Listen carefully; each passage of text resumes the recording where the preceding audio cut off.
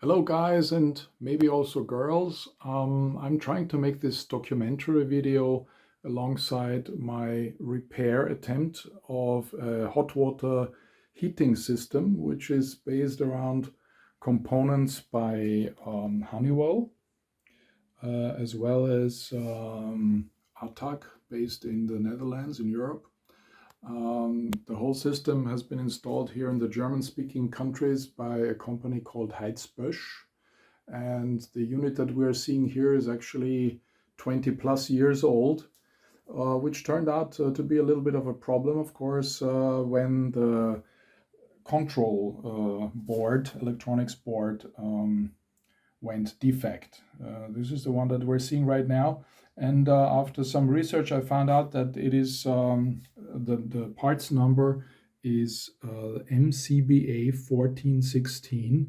And unfortunately, this is no longer available. But I was very happy to find a conversion kit that can upgrade it to the newer version of the 1417 board, which is actually the one that I was then able to acquire, which sits next to the old board here.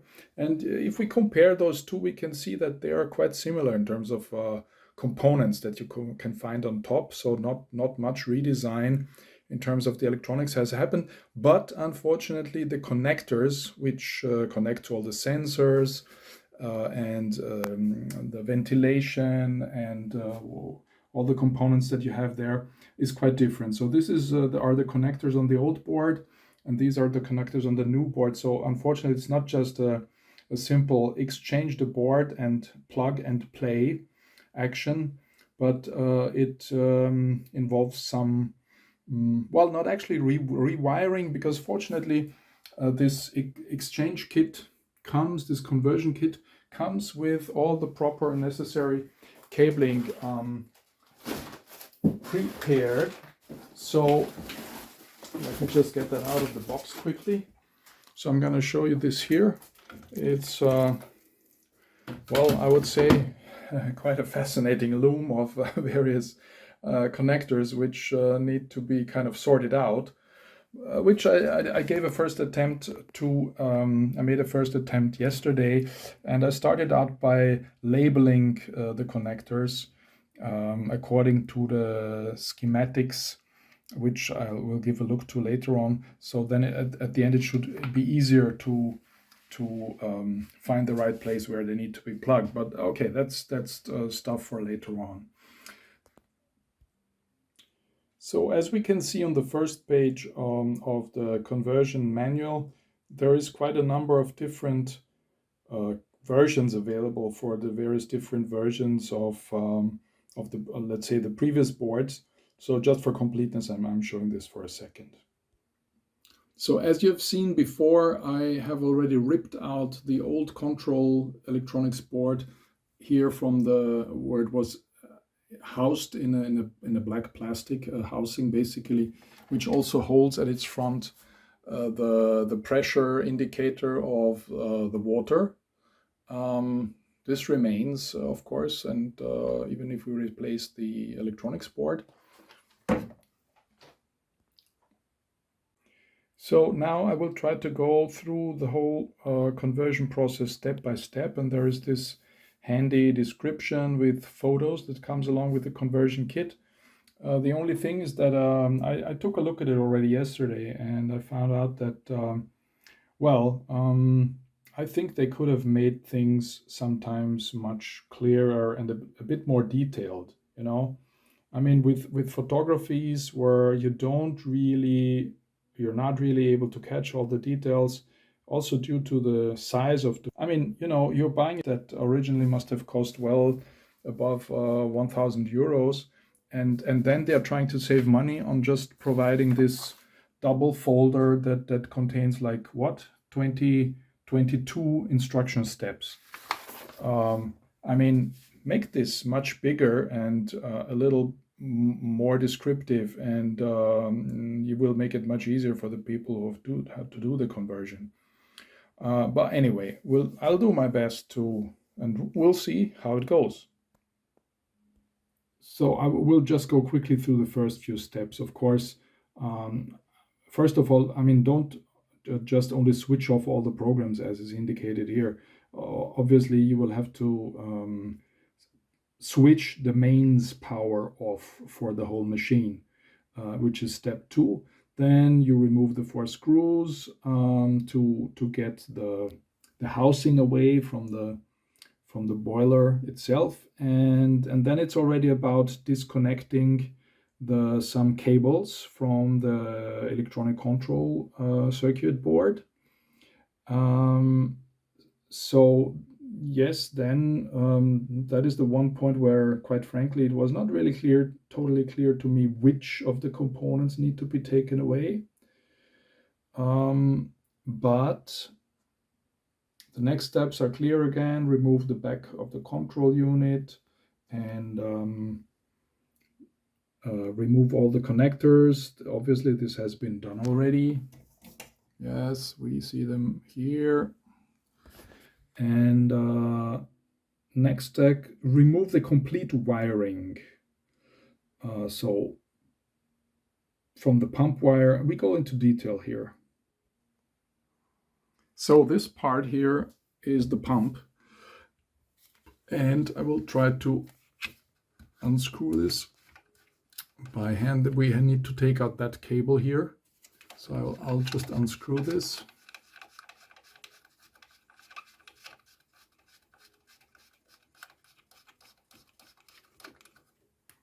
And yes, obviously we also need to open that screw. Okay, so I've managed to open the box, and now I'm going to disconnect the mains power inside the box. So when you're doing this, take note of the color coding of the mains power cables, because you will need this information when you reconnect the new cable loom. Okay, mains power disconnected. Before really taking out the loom, it makes a lot of sense to make yourself familiar with which are the components of the heating device, in order to make sure that later on you will know which cable to connect where. And therefore I have gone through the different schematics of the old machine, the one that is installed, and labeled the various connectors in order to have a better understanding of which is which component. And then, if in case you have a doubt, hopefully you will have more documentation available here that is simply more specific on the various sensors that are connected in the device. So essentially what I wanted to say is that before you put away the loom, make a comparison between the old wiring scheme and the connectors and the connected components and the new wiring, and just make sure that you understand beforehand which connector needs to be connected to which device, because the problems are not going to be resolved by themselves. So if you don't have a clear idea what needs to be connected beforehand, then you're most likely not gonna solve the problem later. Now I want to give you an example of how you can help yourself in finding out which connector needs to go where. For example, here we have a breakout loom of several unlabeled connectors that is connected to this Molex connector by the name of X10. It is in fact by chance a connector that has actually 10 pins. And if we go to the documentation, then we find here that this X10, this one over here, is, for example, connected to what is called in German Rücklauf sensor. So pin number 5 is a one wire strip is connected to one end of this Rücklauf sensor, return sensor, and now we're going to use a Voltcraft multimeter in impedance mode to find out which one is the right connector that has to be connected to this Rücklauf return sensor. So for doing this, I helped myself a little bit in order to get a solid connection to pin number 5 through this little green cable connected to one of the probes of the Voltcraft device. And in order to make things short, I have already, of course, checked before which one is the right one. And it turns out that if I'm hopefully now grabbing the correct one, it's this one over here. Sorry for the camera, but I just have two hands. And yes, in fact, I'm touching that pin. And sorry, once again. So here we go. We found the right pin. Disconnecting, then it's in overload mode or out of range mode. And if I connect again, then we will see that we get 0 ohms, which means short circuit. So what you might need is a multimeter that can measure impedance, and then with a little bit of patience you will be able to make clear which unlabeled connector comes up on which multi-pin connector, and that in turn will solve the riddle in terms of where the unlabeled connector has to go on the heating device. Step 10 involves also let's say more mechanical part where you have to remove the water pressure sensor switch and mount a new one. We're talking about this thing here, this one, and so there you have to pay attention because there's still water under pressure in the system, so you have to let that go out first before you can attempt that move. Let me see, I'm gonna show it to you in the, let's say in the root.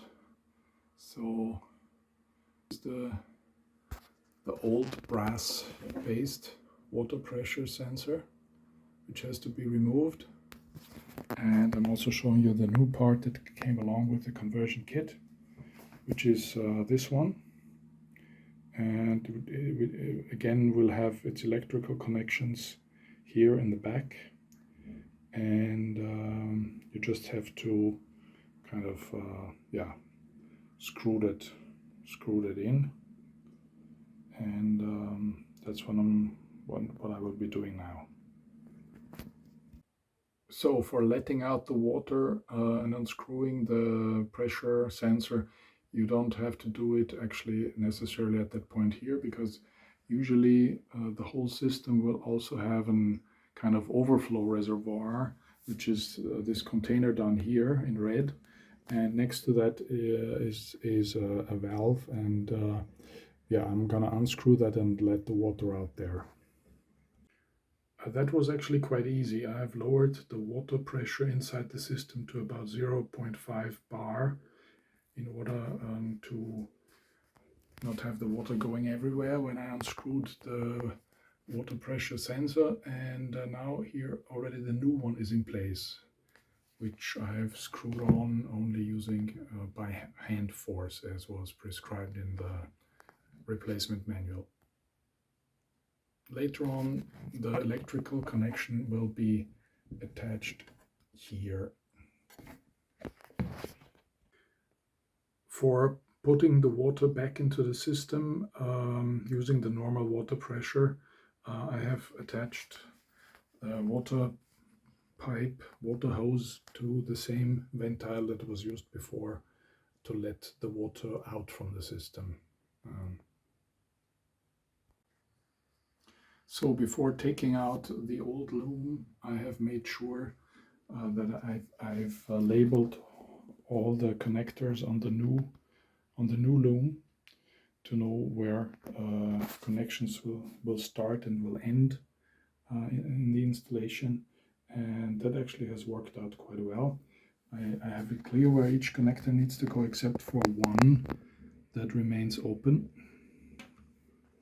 and unlabeled. But on the other hand, point 13 in the instructions says also it is possible that some connectors can't be connected. This is because the cable loom is universal.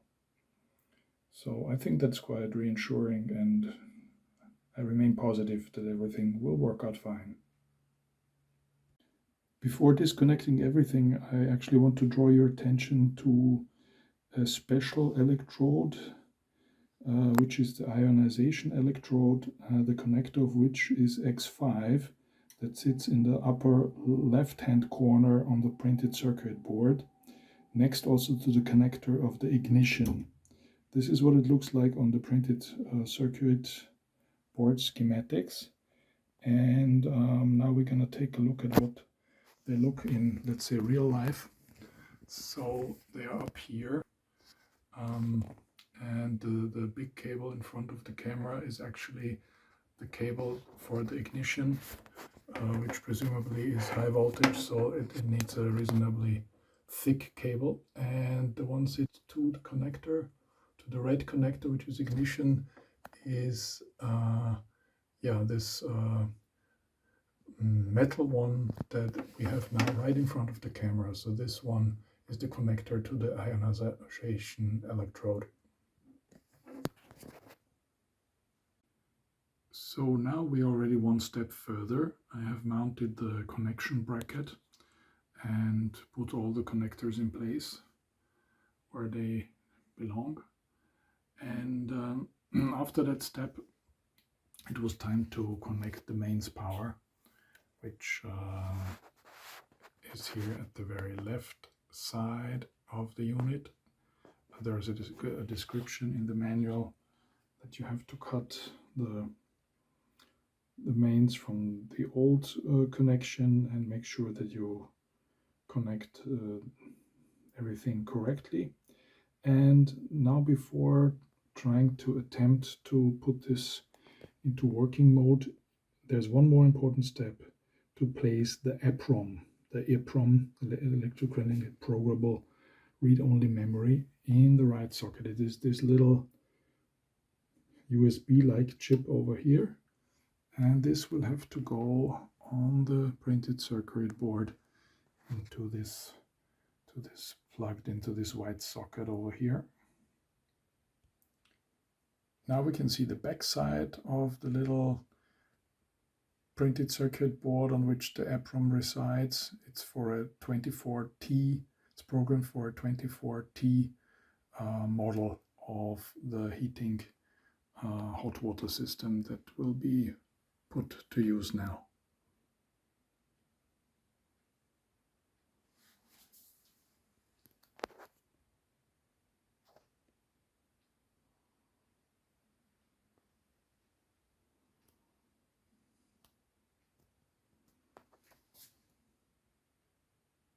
So this is all very exciting. I've put on the main power, and after pressing the reset button and programming all kinds of parameter settings which are indicated here, the heater is now in its automatic, well, how do you say that? It's not a calibration mode, it's Lüftungsmodus, so it's getting all the potential air out of the system, and that's why it indicates A. We still need 15 minutes until this sort of cleansing procedure is finished. The water pressure is fine. We're in the green area here, and I have switched on both the hot water and the heating function, and used when programming the various parameters. I've used the the step and the mode, and in the lower left corner, the store button to set the various values. Mainly what you will have to focus on is that you set your heater temperature right. In our case, since we're having this floor heater, it's set to 50° max, and the type of heating system will be type 4 Fußbodenheizung. So then the control board will then set all the parameters. During normal operation, will set the parameters automatically as is indicated.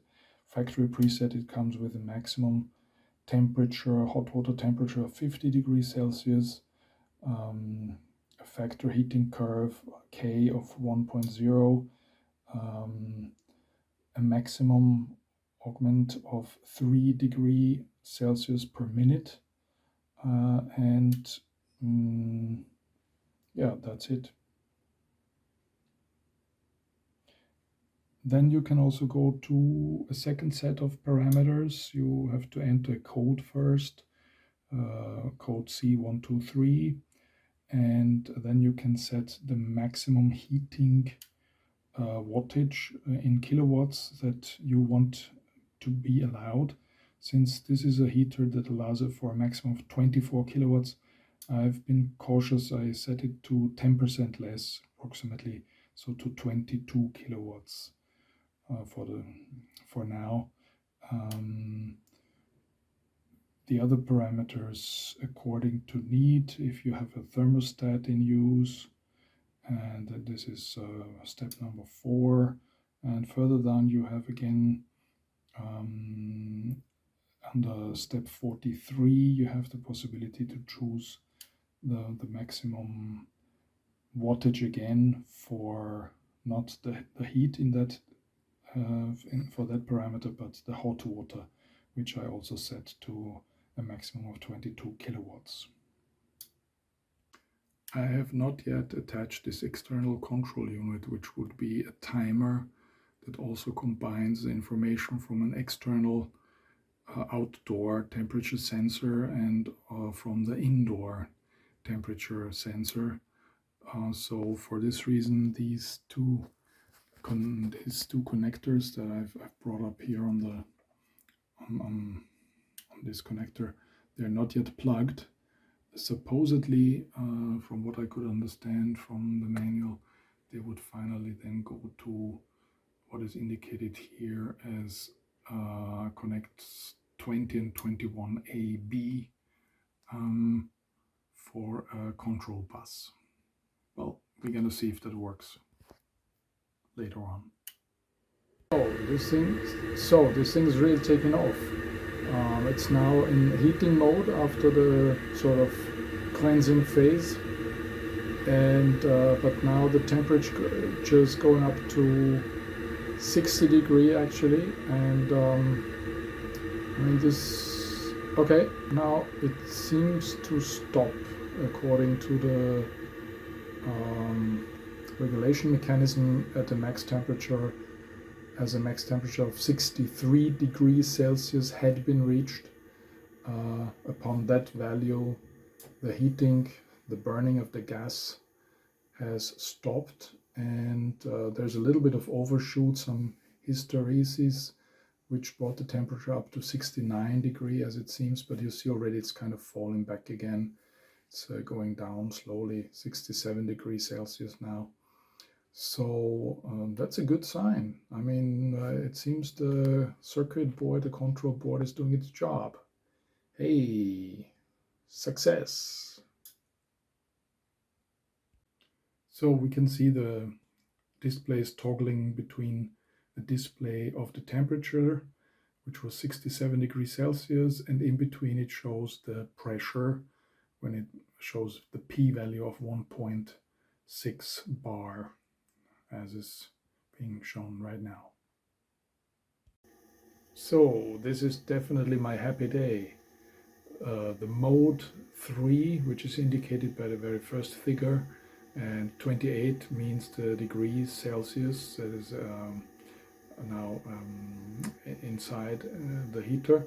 But mode 3 means that the heating system is actually working. Which before I already had the confirmation that the hot water system was working, and now since I plugged the room thermostat, actually it's not only a simple thermostat, it's the combination of this timer that receives data also from a room thermostat and from an external temperature sensor.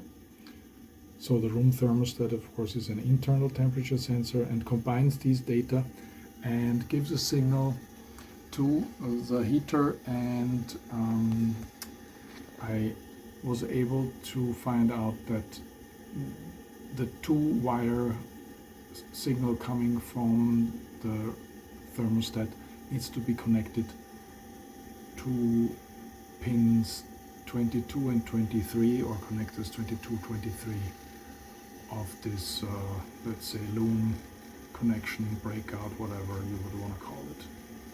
So this is really good news. We have everything working, we have the hot water working, we have the heater for our floor heating working. Great day. Thumbs up. Very happy man.